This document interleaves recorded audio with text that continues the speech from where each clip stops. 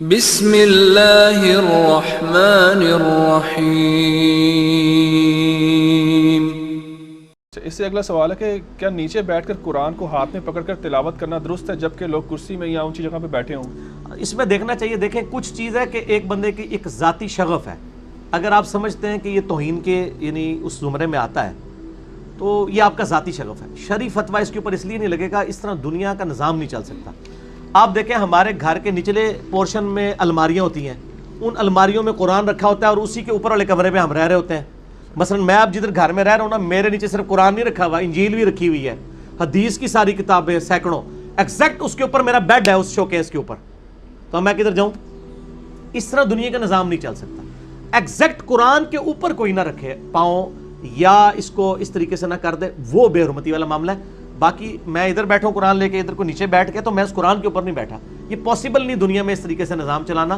قرآن حکیم میں جو بے حرمتی کا جو آیا نا اسپیسیفکلی، وہ تو کچھ اور ہی آیا ہے۔ سورۃ الفرقان آیت نمبر 30، وقال الرسول یا ربی ان قوم اتخذوا هذا القرآن مہجورا، اور نبی علیہ السلام شکایت کریں گے، اللہ میری امت نے قرآن کو پیٹ کے پیچھے ڈال دیا تھا، اور مہجورا، یہ پیٹ وہی مسئلہ ہو گیا۔ اب یہ پیٹ ہے اردو والی، عربی میں پیٹ وہ نہیں ہے، اسے یہ نہ ہو کانڈ۔ مہجورا کہتے ہیں ہجرت کر لینا، کہ چھوڑ دیا۔ ہجرت میں کیا ہوتا ہے، آپ چھوڑ کے تو دوسرے شہر میں آ جاتے ہیں۔ مہجورہ کا ترجمہ ہم کہتے ہیں نا پسے پش ڈال دیا، تو اس کا مطلب نہیں کنڈ کی تھی، مراد ہے کہ تعلیمات ہی چھوڑ دی، اس کو کنڈ کر دی، یہ منع ہے سر۔ اسی طریقے سے لوگ قرآن پڑھ رہے ہوتے ہیں نا، تو لوگ اس کو کس طرف کمر کر کے نہیں جاتے کہ بے حرمتی ہو جائے گی۔ سر اس طرح تو کچھ بھی نہیں ہو سکتا۔ مجھے بتائیں، نبی صلی اللہ علیہ وسلم تو سلام پھیرتے ہی آڈینس کی طرح منہ کرتے تھے، کعبے کو پیٹ کر دیتے تھے۔ آج بھی آپ کے سارے امام مسجد کعبے کو کنڈ کر کے بیٹھتے، تو کیا بے حرمتی کہیں گے آپ؟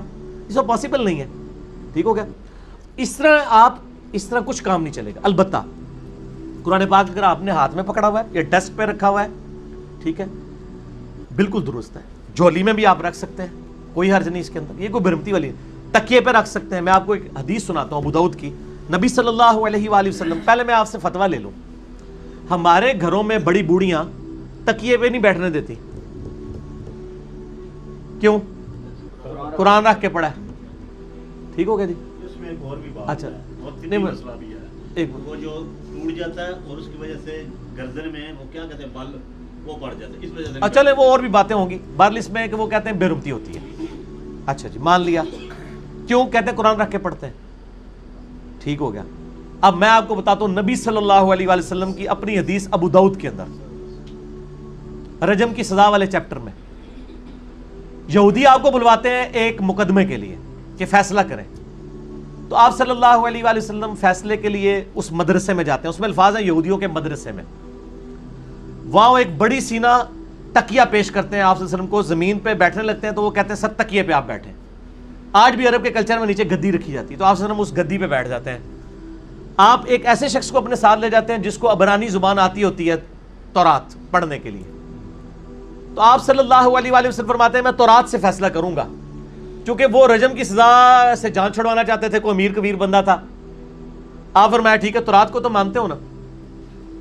تورات لائی گئی، آپ صلی اللہ علیہ وآلہ وسلم نے جب تورات آئی نا، تو اپنی پیٹھ کے نیچے سے گدی نکالی اور تورات کو اس کے اوپر رکھ دیا۔ آج کے حساب سے گستاخی ہو گئی، کیونکہ جو چیز پیٹھ کے نیچے تھی اس کے اوپر اللہ کی کتاب رکھ دی، اور پھر فرمایا میں ایمان لایا اس کتاب پر بھی اور اس کے نازل کرنے والے پر بھی، اگرچہ وہ کتاب بدل چکی ہے لیکن وہ 100% تو نہیں نہ بدلی ہوئی۔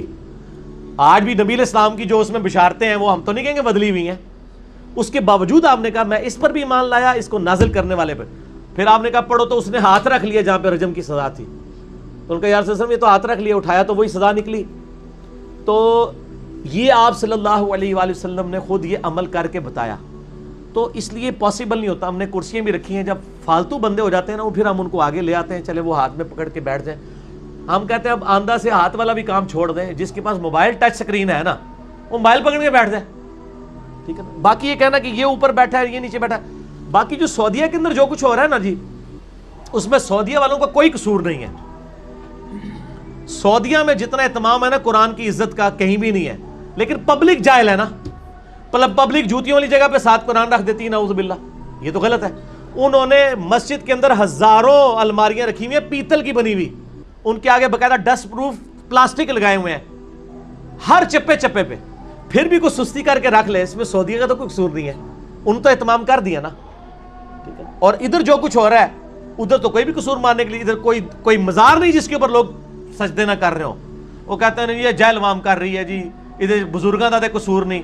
تے تواڈے بزرگاں دا تے گدی نشیناں دا کوئی قصور نہیں، تے سعودیہ دا کہ قصور ہے جو لوگ یہ کام کرتے ہیں؟ وہ بھی تو لوگ خود ہی کر رہے ہیں نا. سعودیہ تو پورا اہتمام کیا ہوا ہے، لیکن اگر ویسے کسی کو ٹسل ہو گئی ہے تو اس کا تو کوئی علاج نہیں ہے.